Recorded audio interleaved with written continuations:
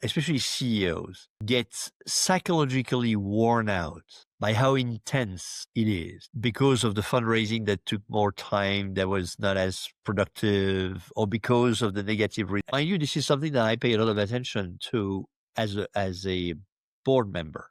When you see signs of erosion or the flame fading, those are pretty discrete symptoms that need to be carefully monitored.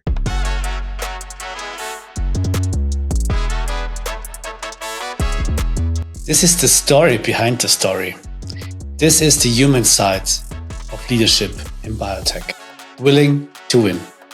Biotech leaders against all odds. My guest today is Pierre Morgon. 40 years in life sciences. He has had to fire good people he knew, people who did nothing wrong. Those nights, he couldn't sleep. Then a company let him go twice. His boss once told him, love your job, but never love the company. He didn't understand it then. After that, he did. He tells me comfort makes you numb, that he sees startup CEOs quietly break down, and most people around them don't notice. I ask him what winning means after all of that. He doesn't talk about money. He talks about patience. And he says, when you're a bit starved, you hunt differently. Hello, Pierre. Hi, Christian. Look, before we start, one question. Last time you told me that your superpower is curiosity. And I'm wondering, what's the last time when you were curious about something and you had to learn it? Well, I don't know if it's a superpower, but it certainly is a driver for me. And it goes back to when I was a child, and I would try to spy through the keyholes in the doors when the doors were locked, which was driving my grandmother's absolutely crazy. I think it's such a personal thing. It's about how you feed your brain. It's about how you stimulate your neurons. And to me, it really is this search for the little things that are tastier, that give this little feeling in the brain that you would get with spicy food, for instance, on the tongue. So I think there's nothing in particular that I would recommend other than encouraging everyone to search for precisely what is the right amount of spiciness that drives your brain in a higher gear. Very good. Thank you. Maybe this reminds me of food right now. And this Christmas, I made a turkey and I tried something new, salting it before. So I looked up a lot of videos on how to do it properly. So this was my curiosity. Very good. Very good. Was it good? Was it better this year? It was better than actually. It was not that dry. You have to braise it. You can. You go. Go into your rabbit hole and do things differently. Yeah. You've seen it all in the biotech industry. All different roles from A to Z: operator, investor, founder, board member, and so on. How tough is it really right now for biotech leaders? Well, I mean, the times are extremely difficult because of the change of the general economic conditions and financing conditions. We moved from over 10 years of negative interest rates, 2010 to 2020 moved into the pandemic. Then, so capital was actually flowing very easily before 2020. And since then, we had the war in Ukraine, we got instability in the Middle East, you've got the energy crisis, you've got inflation picking up, and all of a sudden you have alternatives to investing in venture. And so there's less capital going to venture funds. And the second thing is also the generalist investors who had their fingers burned with the deflation of the biotech bubble, they've been burned, so they're not coming back easily. So all of this is contributing to very tense financing times. The IPO window is still pretty closed. And yes, there is some M&A activity, so there's still the ability to return some cash to the LPs, but not in the same proportions as before. And you do have a few big transactions that hide the fact that there are less of the mid to small size transactions. And all of this is contributing to a context where capital is harder to get. And therefore very, very tense times for the companies, for the founders, for the management teams and for the boards. You've been into 20 board seats? Yes. Yeah. You counted it? Yeah. Well, yeah, close to 20, actually. Close to 20, yes. As an independent director, yes. Yes. And you lived through IPOs and all the cycles. You were founder, co-founder. Why are you still in the game? What's driving you? Well, I guess I probably need more pain, or still have enough energy, or any combination thereof. No, I guess I'm still, motivated by the intellectual curiosity. I get to meet fantastic people who have this inner flame. They want to make a difference in the lives of patients, or they believe in their technology. And in some cases, rightly so. I get to see, fantastic new technologies. Some of them fly only on PowerPoint. Some actually deliver something, a real medical service. And so I think I'm attracted by this medical innovation. I come from a medical background, and my two parents were medical doctors. Always been hearing, stories about taking care of patients. This is how I started my career, working in the hospital. Yeah. And also you work with, fantastic people with this, energy, a willingness to make a difference. And that's awesome. Yes. I mean, you certainly also have bad days. Yes. What do you remind yourself on when you have, let's say, maybe you have a day you don't want to wake up, you want to stay in bed. What do you remind yourself on? What gets you out of bed? Well, I don't know, maybe I have this sense of accountability, and, when things have to be done, they have to be done. And that's, to me, it's a powerful driver to get out of my bed in the morning. I've never been afraid also of dealing with crises, because you do have at times situations that go completely out of control and deserve or require a lot of attention, maybe more time, more energy, and at times a pretty surgical approach to taming the beast. And so far I've never had any. I must confess that ever since I've been a student, I've been a short sleeper. Most people need 7-8 hours or more per night. I typically live on between 5 and 6 hours, and it used to be less than that. Okay. So good. That has always been a competitive advantage. Even at my age, it's still the case. Although, again, as I said, now I need a bit more sleep than I used to need. Yeah. A few decades ago, but it still makes a difference. Give yourself, 2 extra or 3 extra hours of thinking time per day. That's fantastic. Of course, yeah. Probably then one of those rare birds. What I understand now from one of my last curious drives, going to rabbit hole, learning about the importance of sleep. Yes. Science says, 7-8 hours to get into REM phase, but probably you are one of the rare birds who don't need that. Well, if my recollection is correct, in principle, most humans have sleep cycles of about 90 minutes, an hour and a half. And in all sleep cycles, you go through all the stages to deep sleep, stages 3 and 4, and you have a bit of, rapid eye movement, REM sleep, which is when you dream and you consolidate. And you got more physically restorative sleep, the deep sleep in the beginning of the night, and more mentally, intellectually consolidating sleep, which is the REM sleep at the end of the night. But if you do have a stable sleep, you don't wake up in between sleep cycles, you have a very restorative sleep. Good. Very good. Let me ask you about your career. You left large, stable organizations. It was comfortable, right? But when did comfort stop being enough? Yeah, you're right.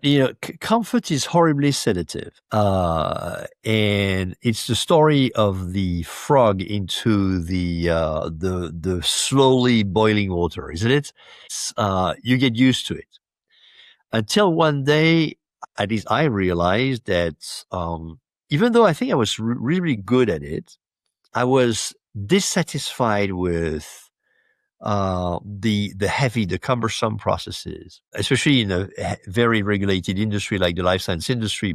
By definition, you would assume that there are a lot of internal checks and balances and controls and etc. And therefore, the whole system is actually moving at a slower pace. In a way, companies are like mammals, right? The bigger the mammal, the slower the metabolic cycles. The longer the pregnancy, the slower the breathing rate, the slower the heart rate, right? And that becomes at times painful. And probably not the only one.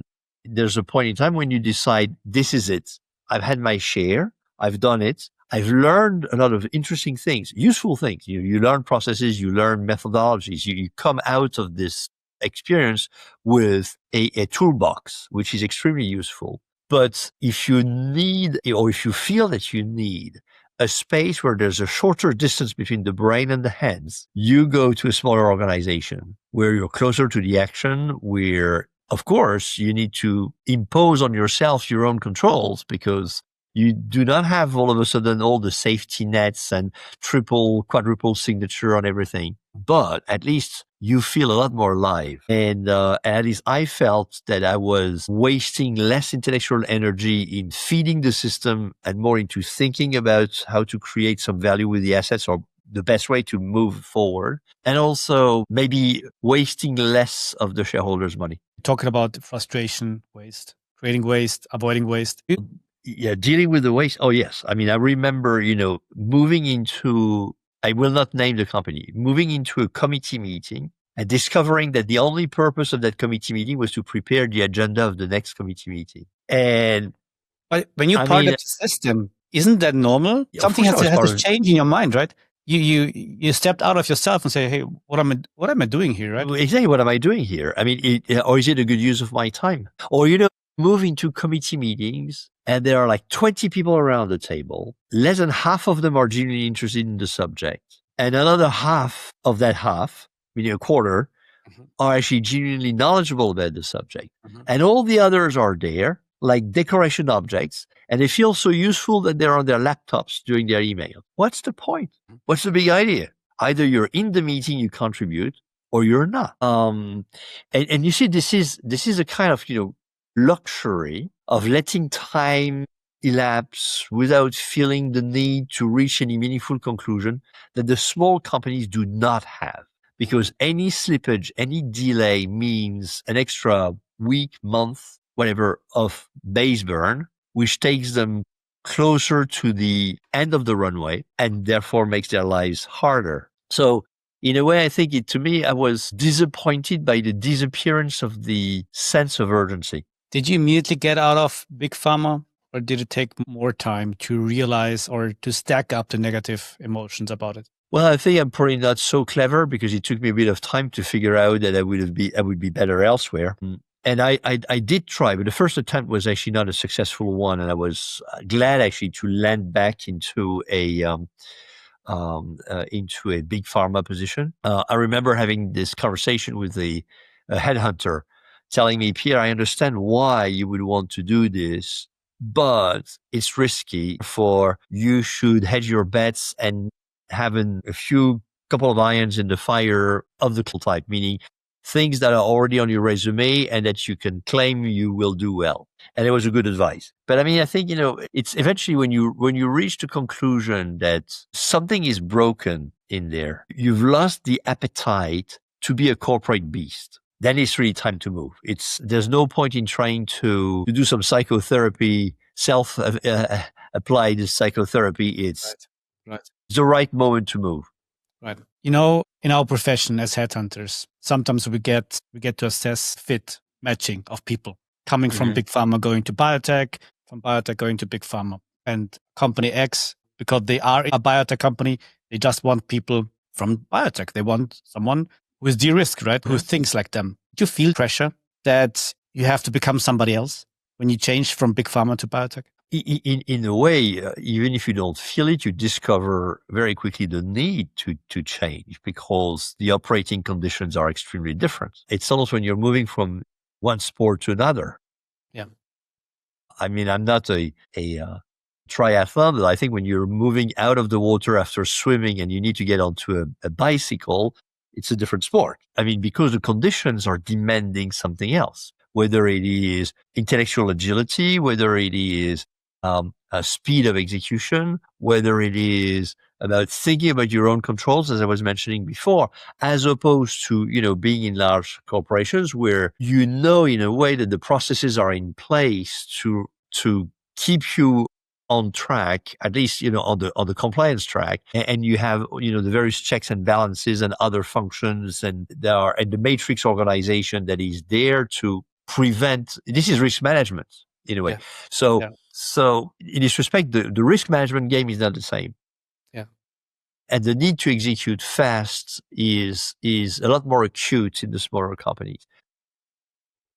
Was this natural to yourself, executing faster, being more risk agile, you know? Well, that's a good point that you're raising. I think the more you raise in the hierarchy in big pharma, the more you're used to deciding or recommending, depending on your position, with a higher degree of uncertainty. Because you've fed yourself with so many examples, models, business situations that you're comfortable with less data. And I think at the apex of this art are the CEOs. By definition, they have to decide on the basis of missing data or assumptions that are more or less robust. Their toolbox is giving them this intellectual agility to mitigate that risk. You're in the same situation when you're in a small company. Yeah. Definition, you have to decide on the basis of missing data. And so if you have grown this ability to think of benchmarks, to think of ways of de-risking in a very, I would say, procedural environment like big pharma, that knowledge comes in very, is very useful. Of course, you have to apply it in a faster and more agile manner, but the principles remain. When you are higher up in the hierarchy, you can transfer that skills to a different setup. Yeah, absolutely. Let us talk about your IPO experience. I'm interested in that. You have been through several IPOs. What do people get wrong about IPOs actually, and about those moments? Well, I think honestly, the first thing that people get wrong about IPOs is they dream about the Hall of Fame. They dream about the millions flowing in, and which at times works. There's no question. This is the real purpose of an IPO, isn't it? But they typically, first of all, underestimate the amount of work to get to the IPO. Like ringing the bell and this, adrenaline surge is one thing. You get there with 18 months of hard work, misery, working with the banks, with the lawyers, and etc. They typically underestimate the impact on the governance of the company, the degree of complexity of the financial reporting, the legal controls, because the notion of risk management changes completely. And they also typically they don't anticipate the fact that you move from a private company where the value is the perceived value in the eyes of specialized investors that are in finite numbers. And all of a sudden, the value is driven by stock price times number of shares. And it's completely under the volatile controls of the street. And then the CEO and possibly the CFO do not manage the company anymore. They manage the street. And you better have a very solid team to guard the house and keep it tidy when you're on the road. Tell me about a good and a bad experience around the IPO. Around why IPO? Well, I think at first it's always a good experience, to be honest. It's always a painful experience to prepare, to get everything ready. Read tons. There's a point in time when you've been reading, all those, prospectus so many times that even the words don't make sense anymore. See what I mean? It's like you're like a cow in the fields looking at a train passing. It's just horrible. No, joking apart, it's typically good. Of course, if you manage to get the amount of money that you wanted to raise in the first place, and if it's oversubscribed, and that's fantastic. No, the bad experience comes when you realize that at times the amount that you've been raising is not sufficient to bring you to the inflection point that you wanted, but it's not an immediate conclusion, it's a deferred conclusion. And because you underestimated inertia, because you underestimated slippage, you end up being still waist deep into the water, and you're not yet at the level of, being able to generate free cash flow that keeps the company afloat. So that's one disappointment. I think the other disappointment is, of course, along the way, if you IPO on the basis of a technology which is not very advanced or very mature, and God forbid you get a negative result or even a kind of, so-so result. Yeah. Typically, you're punished very, very quickly and in, I think, extreme proportions by the stock market. And then it becomes impossible to raise money on the new stock price. Is this why we have seen less and less IPOs in the last years? Because that story is too public, too painful? Well, I think there has been in the years from between 2010 and 2020 a number of biotech companies that were IPO'd on the basis of preclinical results. And as you know the saying, right? Mice lie and monkeys exaggerate. So if you think that you can move safely to an IPO on the basis of animal data, I think it is risky. It is much riskier than moving in with human data. And it's the first efficacy signal. Yes. And so, and then you hope that your preclinical data translates well into the clinic, but the reality is often otherwise. You do have at least nuances. And so again, I think back to your question on negative experience, what could happen is you think you have something which is robust enough, but in reality it is a lot more fragile than you think. And it backfires. Right now it's still on a different level, right? People have an IPO with phase 3 data. Still, it doesn't work out. IPO with phase 3 data, that's a lot better, because then typically if your phase 3 is conclusive, you're in principle ready to file your regulated dossier. Yeah, right.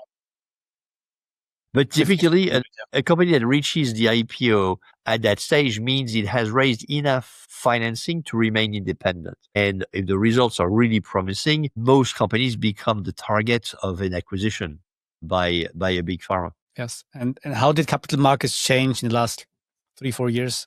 Because most companies don't need IPO right now anymore. Well, I think people have been, because of the IPO window that was not so open, and because of the difficulty to get into M&A transaction and the rare or the scarcier cash in the venture capital industry, I think people have been more creative. You've seen an unbelievable number of applications to non-dilutive grants of all stripes. Yes. And you've seen also a bigger appetite for deals with corporates, early stage deals, option deals. Yes. They're not necessarily the panacea, but they're a good solution to keep a company afloat, put some gasoline in the engine until you generate more data to appeal to a different breed of investors. So is this part of the solution to cash restricted biotech companies right now, being more creative about the optionality of financing? Oh, yes.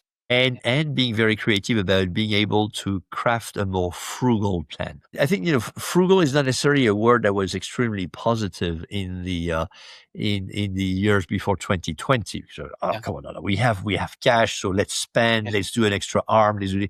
When you have the luxury of doing this, that's fine. Don't take my point wrong. It is fine. But when you don't have that option and you still have to generate data that will trigger the wow effect, it's like, you were back to your turkey experience, right? Same ingredients, but maybe not expensive ingredients. And you still need to get to the best taste. Right. You need to get to a pleasant experience around the dining table. Right. You need to get creative. Right. Exactly. I think you also once mentioned fine cuisine in connection to capital raising, IPOs, and so on. Yeah. Tell me more about where do you see the references or the similarities? Well, it's probably because I like cooking, but I like cooking only salty and savory stuff, not pastries, not sweet stuff. Precisely because if you don't have the ingredients that you want, you can think and replace some ingredients by something else and be a bit experimental in your approach, like with your turkey. Right. Right. And the way, it's, when you don't have what you want, but you still have to serve dinner, let's be creative.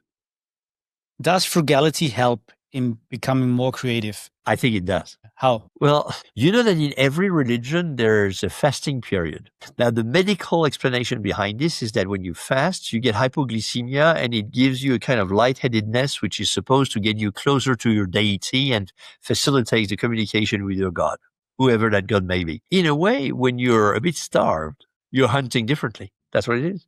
It forces you to think of alternatives that, okay, I don't have the monies, but I still, so either I, close shop. Does it mean that having money creates inefficiency and waste? My second hypothesis would be you need a crisis in order to be creative. Of course, when you say crisis, I can't resist thinking about the Winston Churchill saying, never wastes the opportunity of a good crisis. But I think to your first question, yes, I think when you're When you're a bit too fat, you become complacent. And, case in point, you take any pharma company, changing the CEO every 5, 6, 7 years. What does any new CEO do when they come in? A slim fast program, looking for efficiencies, reorganization. And in the process, what do? They trim 5, 10, maybe more % of the headcount. Is the company less productive after that? No. Is the company more financially productive? Yes, because you've been making some very substantial savings on the payroll. So it means that that fat or that dead wood was not so useful after all. It's a bit cynical, but that's the nature of the beast. When you get to organizations that are into the tens of thousands of people, you can probably trim a few thousands. Yeah. It's not going to be painless for the people, but it is painless for the organization. Yes. Shrink healthy, I think. Well, yeah, or at least, get to the right corporate mass index. Yeah, correct. Yeah, right. Is there an example from your past where you had this experience being involved in slimming program and seeing the company thriving after that? Yes. How was that conversation with the people in the company? So, I was both in the position of, receiving instructions from the higher ups and also having to manage my teams in the process. To me, the hardest part was to determine who should stay and who should go. And, in spite of all the tools that you have to track performance and who are your star performers. So those are easy to protect. But you have a number of people who are actually neither outstanding nor poor. They're kind of average. They do their job. And they're not nasty people. At times when you get close to such people, it's a very difficult decision. It's not difficult to remove someone who's not performing. It's not difficult to remove someone who's toxic. Of course not. But when it comes to removing people who do their job, they deliver, they're not bad people, but you're still short 2 or 3 headcounts. Those were very difficult decisions for me, especially because I always preferred in my past to have smaller teams than larger teams and to know the people personally. Yes. So when you start to know the people on a first name basis, you hear about their family, what matters for them in their lives. In a way, it makes it a lot harder to take those decisions. And you can understand why at times, companies call interim managers that have no bonds with anyone and they just take a very cold surgical approach to it and they cut where they have to cut irrespective. Did this influence you somehow on a personal level where you thought, I don't know if I can keep doing that? Or how did you handle this personally? That was very painful. Those are the things that gave me, disrupted sleep. It did. Okay. Yes, it did. It did because I knew I had to take decisions that would have a big negative impact in the lives of some people. And again, as I said, if it was someone who was not performing and had been warned for lack of performance, okay, we're not stabbing someone from behind. It was clear, was put on paper. If it was someone who was toxic and had a conversation with HR, that was easy. But again, to me, the difficult part was those few people were actually neither outstanding nor bad. And because there was a target number. And so you try to find, a business related rationale. You try to anchor this in, numbers, and you try to sort of move away from the soft, aspects of the you the equation. Recreate the story, so it makes sense, right? Yes, and you have to tell the story also to explain to the people, because as a Yourself manager, also. you owe that to the people. But you're right. But you have also to build a story that you believe in. Otherwise, you sound completely disconnected. What was the self-talk that you had at this point? Do you recall that? I'm not the kind of guy who rehearses in front of a mirror, but I did rehearse the story, in my mind, and trying to see whether the points were actually flowing in a logical sequence. Because I was under the impression, I can remember, that if the story was not sounding logical to me, they would not sound logical and therefore be unacceptable to the receiving end. Although it was the right decision for the company, it still makes you personally sad. Yeah. One of my former bosses one day told me, Pierre, you love your job and that's good, but you should not love the company. And I was stunned and said, what do you mean? I said, well, you should not love the company because you never know when the company ceases to love you. That's a good advice. And that advice became very useful a few years down the road when I was the general manager of a company of a subsidiary of an international company that merged with another company. There were two Japanese companies, and I lost my job in the process. You're exchangeable. Yeah, exactly. So in that moment, actually, it's also necessary not to sacrifice too much, right? I think you learned it the hard way. That happened to me on also on another occasion also where I lost my job in a reorganization and I didn't want to take the position that was offered, so I left. What was the main emotion then?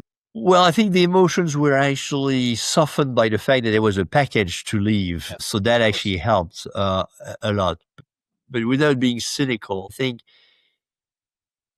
there's this bitter taste of having the impression that you're not recognized for all the commitment, all the time, all the energy you gave, you donated. Although you didn't donate, you were paid for it. I was paid for it. But, everything that you invested. And again, this is where people who actually really love their jobs get hurt probably more because when the axe is falling, they feel a greater amount of pain because there's a perception of an unfair outcome. Fairness. Yeah. Yeah. I think fairness is in Germany or in German, there is a word called German Angst. I don't know if you heard about it.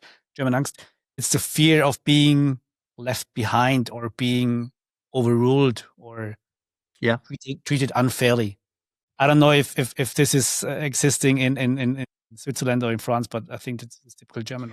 Well, honestly, I think it exists everywhere. I don't think anybody likes unfair processes. I mean, except if you're a horribly manipulative person, in which case, if the bomb explodes in your face, but at least you knew it was a risk, right?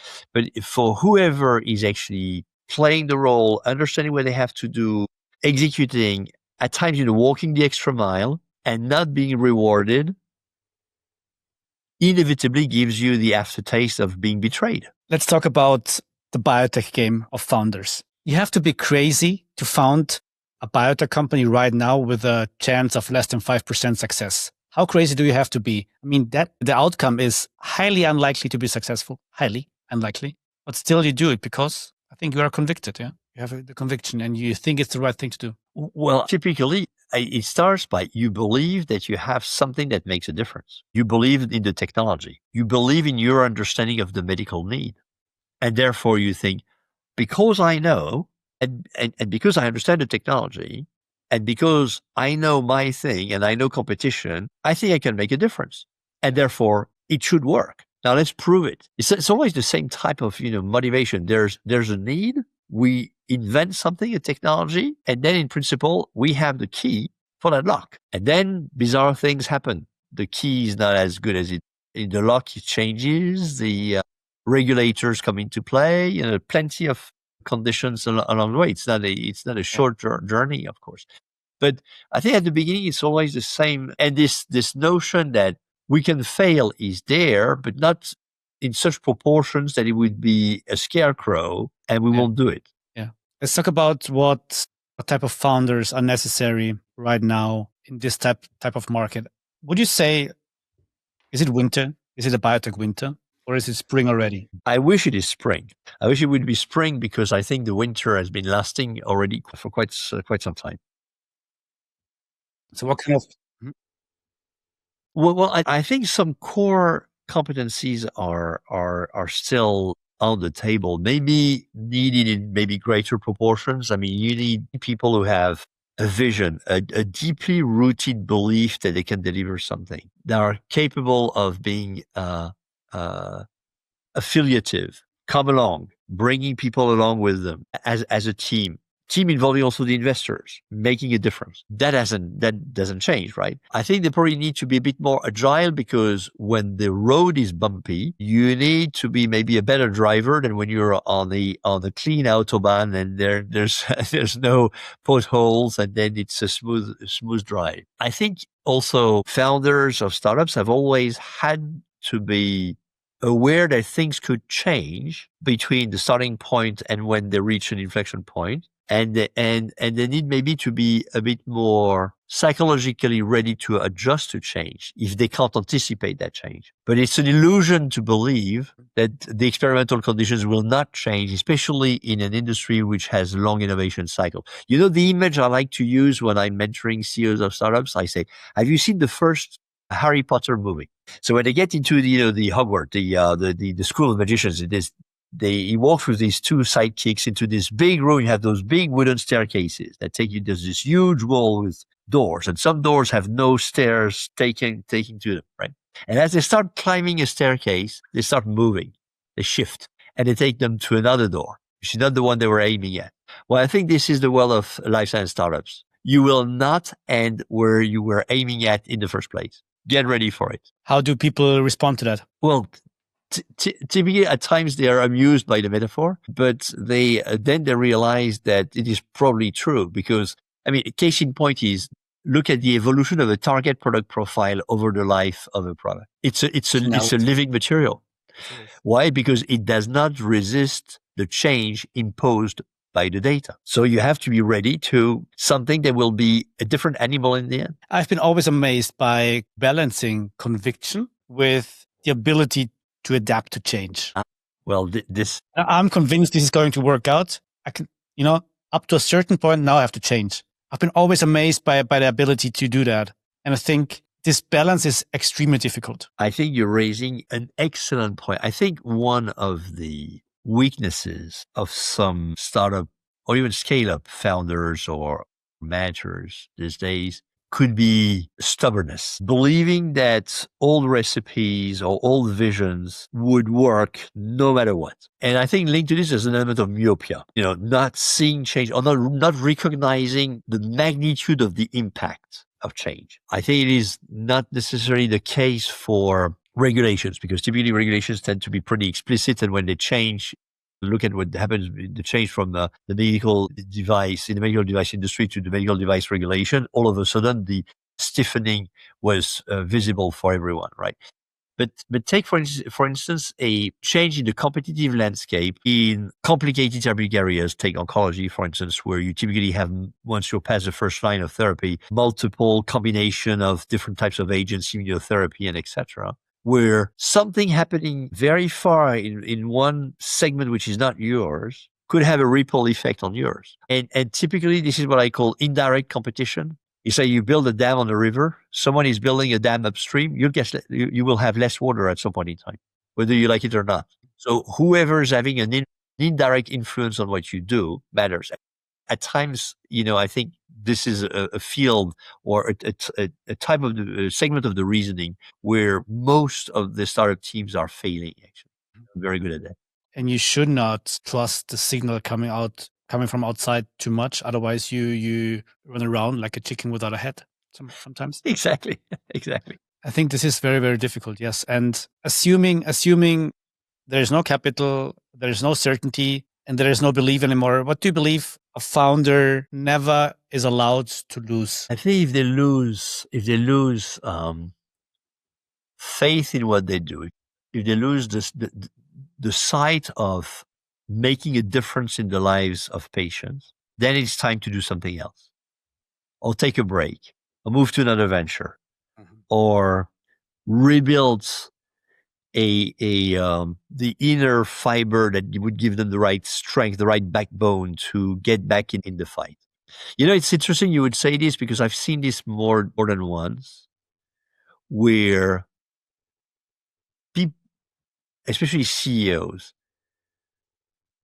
get psychologically worn out by how intense it is because of the fundraising that took more time, that was not as productive, or because of the negative results, or because, not necessarily negative, but, results that were not exactly what we wanted. And it's sufficiently disappointing to leave a trace, a psychological trace. And when you have an accumulation, everybody has different degree of resilience in front of, negative situations or I would say conflicting situations. When you become an old crocodile, you have a very thick skin. But when you're a young crocodile, by definition, your skin is not so thick. And then, mind you, this is something that I pay a lot of attention to as a board member.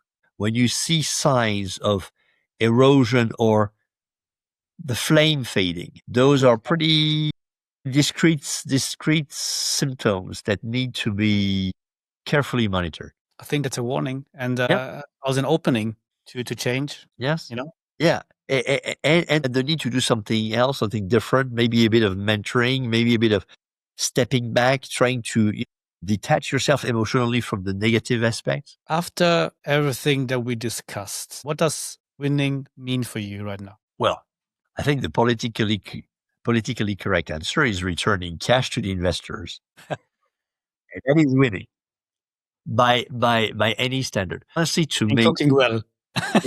sorry. And cooking well. Yeah. No, I think to me, really winning is bringing out there a technology that makes a difference in the lives of patients. I mean, I know I may sound like a scientist when I say this, but I started my career as a hospital pharmacist. And I can tell you that 40 something years ago, we did not have the kind of therapeutic arsenal that we have today. Yes. And so, and there's still a lot of, unmet need out there. Yes. So I think honestly, to me, if we win, meaning it's a nice exit, right? It's a nice outcome. The investors are happy because they get their money back, but we do make a difference in the lives of people. Honestly, that's winning. And that's exciting. That's exciting. It's the same degree of excitement that you have when you get when you get the statistical results of a clinical study. Yes. And yes, you have a sign of efficacy. People survived, seeing people made it. Yes. Yeah. And then, yes, we make a difference. And it is statistically significant. Yes. Very good. Yes, I love that. The patient centricity element is so important, especially with investors who actually very often have never seen a patient. Well, yes, absolutely. I know. And this is why, to me, when I was in the big pharma, I learned to, teach my teams to go with me to doctors' practices or especially to hospitals, see how it was happening. You need to understand where your product is fitting into a flow, which is a messy flow of products, of people, of information. And until you understand this, you don't know what you're talking about. Yes. It's only a PowerPoint presentation. Yes. That's it. That's the point. You mentioned it before already. Yeah. Coming to my last question right now already. Imagine a parallel universe. Tempting. Where would you have been if not in biotech? I would have been a pediatrician. Yes. Yes. Very good. I mean, I'm fascinated by babies. I've seen a lot of them when I was in the vaccine industry. You can believe me. I mean, the potential that they represent is amazing. I love that. Amazing to see how much love you have for patients and how much joy you have with babies. Yeah. And it's a bit also provocative because by definition, when you administer a vaccine to a baby, is to protect them against a disease that can be lethal. But in order to get there, you make them cry because it's an injection. Yes. Yes, of course. So there's always this balance. When you think about it, they have a lot of potential ahead of them, and they're completely unable to fight for themselves. Take most baby mammals. They walk within minutes. Okay. How long does it take for a human baby to walk? Okay. Now, the baby mammals, they recognize the smell of the mother and they communicate with the smell instantly. How long does it take for a baby to start talking to her? We're very different animals. What you do to protect this very fragile part of life is critical. Yes. I mean, for me, it's not even more personal. Told you the You story. have just had a baby? Coming soon. Coming soon. Fantastic. Those are the best moments, and you will enjoy, I'm sure, every second of it. And those moments, they go so fast. Because now my babies are 29 and 27. I'm looking forward to this. Thank you very much for your time and your wisdom. It was a joy talking to you. Take care. Talk soon. Thank you, Christian. And thanks for inviting me. All the best to you too. And also, all the best and also to your wife for this fantastic event to come. Yes. Great. Thank you very much. Take care. Willing to win. Biotech Leaders Against All Odds. A podcast with biotech leaders for biotech leaders. Stories about conviction. The good, the bad, the ugly.